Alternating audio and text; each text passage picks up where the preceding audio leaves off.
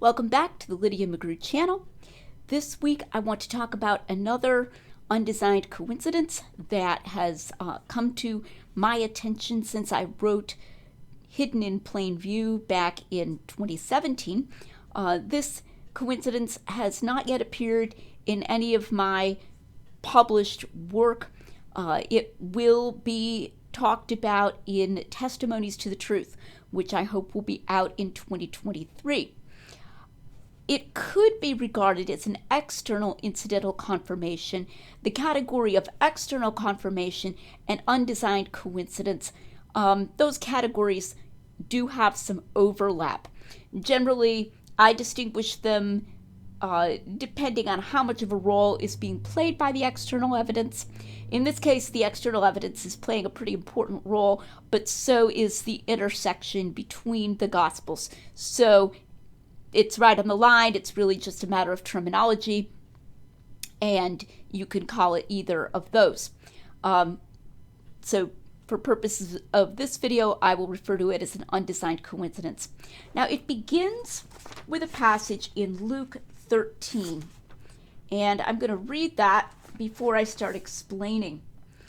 Luke 13, verse 31. Just at that time, some Pharisees came up, saying to him, "Go away and depart from here, for Herod wants to kill you." And he said to them, "Go and tell that fox, behold, I cast out demons and perform cures today and tomorrow, and the third day I reach my goal. Nevertheless, I must journey on today and tomorrow and the next day, for it cannot be that a prophet should perish outside of Jerusalem." Okay, this also fits with what I refer to as sarcastic Jesus. Those almost bitter words, "It cannot be that a prophet should perish outside of Jerusalem."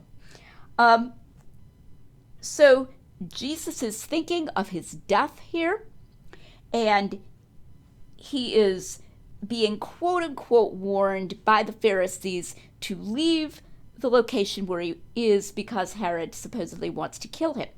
My own belief would be that they were really taunting him. I doubt that the Pharisees were really concerned to warn him.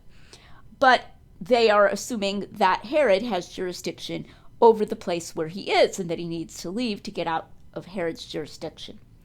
The question then arises, how is he in Herod's jurisdiction?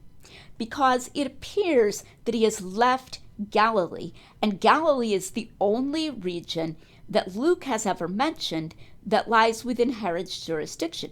Luke mentions it twice.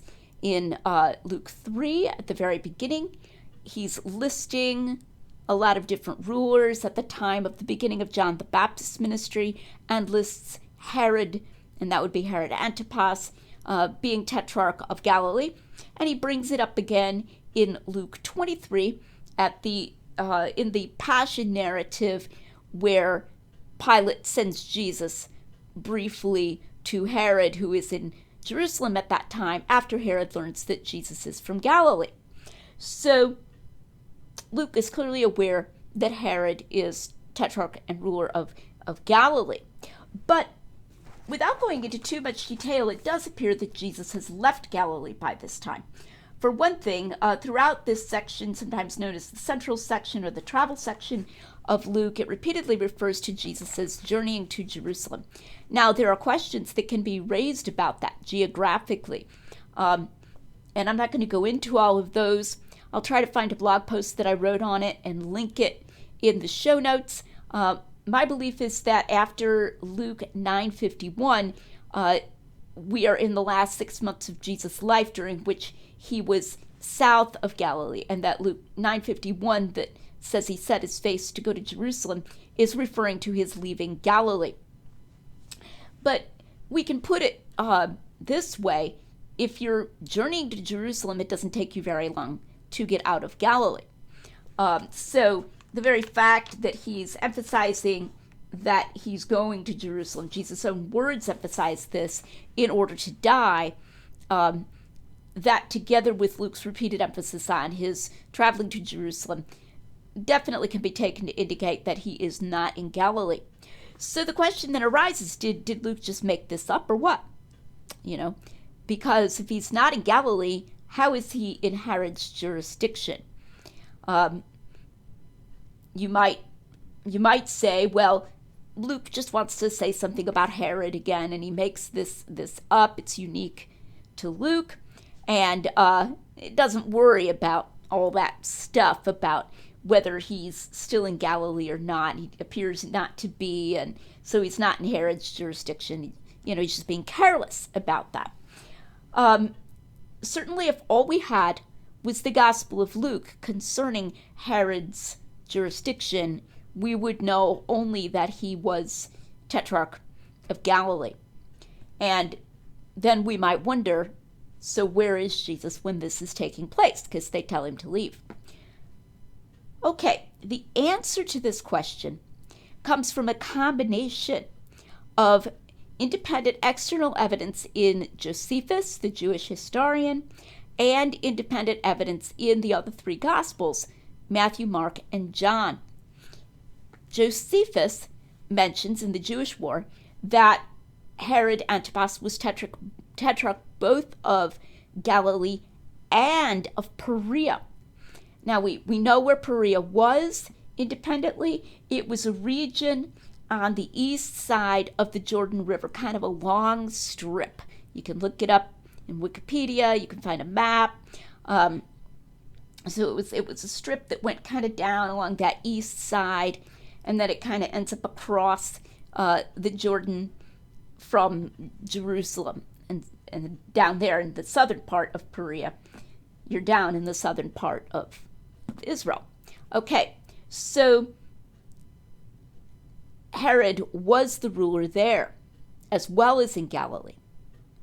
We also have, in the other three Gospels, confirmation that Jesus had what New Testament scholars call a Perean ministry in those last 6 months of his life, though the word Perea is not used in those Gospels, but that's what it comes to. In Mark 10:1, and a parallel passage in Matthew, very similarly worded, it says that Jesus arose and went to the area of Judea and on the other side of Jordan, that eastern side of the Jordan River. So Judea would be on the western side, but then also on the eastern side. John gives us more details of this.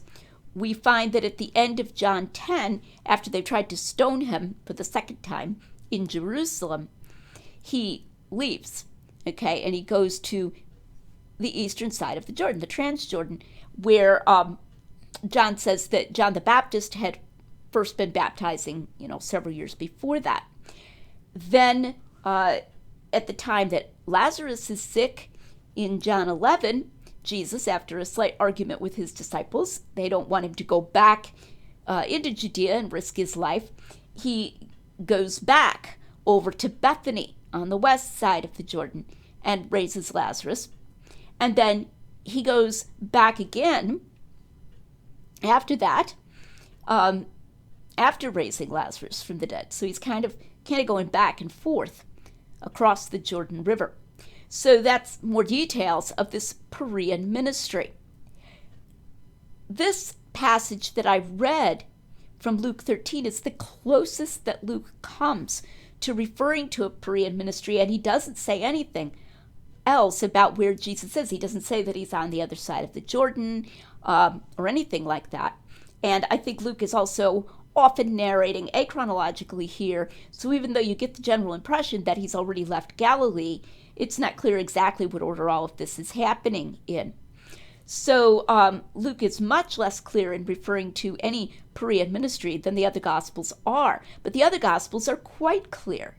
And then Josephus is explicit that Herod Antipas ruled in Perea as well as Galilee. And you put all of this together, and what you have is a good explanation of how Jesus could still be within Herod's jurisdiction even after he has left Galilee behind and he's traveling to Jerusalem.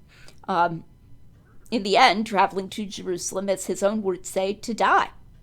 So, and I think at this point we are getting quite close to the time of his death. So it's just this great interlocking, because it might appear at first that Luke has blundered. In fact, we can't even be sure that Luke knew that Herod was Tetrarch of Perea. Given Luke's interest in places and rulers, it seems plausible that he was aware of that, but we don't find any clear indication in the Gospel of Luke that he was aware of that. And this passage certainly doesn't mention it or indicate it, especially since it doesn't indicate exactly where Jesus was when this happened. For example, that he was over on that side of the Jordan River. So it's great because Luke is confirmed, and the threat, as you might call it, of an error is removed from Luke by a combination of Josephus and the other Gospels where they refer to Jesus' Perean ministry. So this is really cool, and what this shows is that these arguments are ongoing, okay? You don't just exhaust them. Even if you write a book on them, you may very well come up with additional instances later on. This is something I'm always telling people. Please, please try to get a sense for the weight of the case for gospel reliability. Don't just say, well, I don't know, I got to go consider this objection, I got to consider this objection, I got to run around like a chicken with his head cut off, considering objections without really steeping yourself in the force of the positive evidence. Doing so can save you from that kind of a game of whack-a-mole and from that caricature of evidentialism that says that you're just one objection away from losing your faith or something of that kind. That's not what evidentialism is, and so I want to tie this in with my recent series on evidentialism, because there's just so much evidence. And one of the neat things about undesigned coincidences as well is that they're sort of inherently varied. I mean, we call undesigned coincidences a type of evidence, but some of them, as in this case, also bring in external evidence, and some don't. Some of them concern locations, some of them concern the things Jesus said, why Jesus said certain things, why he did certain things. They concern all different topics. They occur in different types of passages, and so they just have a kind of intrinsic variety to them, even within that broader category of undesigned coincidences. So this is something we can be excited about, the strength of the evidence for the reliability of the Gospels. Thanks for watching. Please like and subscribe, and please come back next time to the Lydia McGrew channel, where we're making common sense rigorous.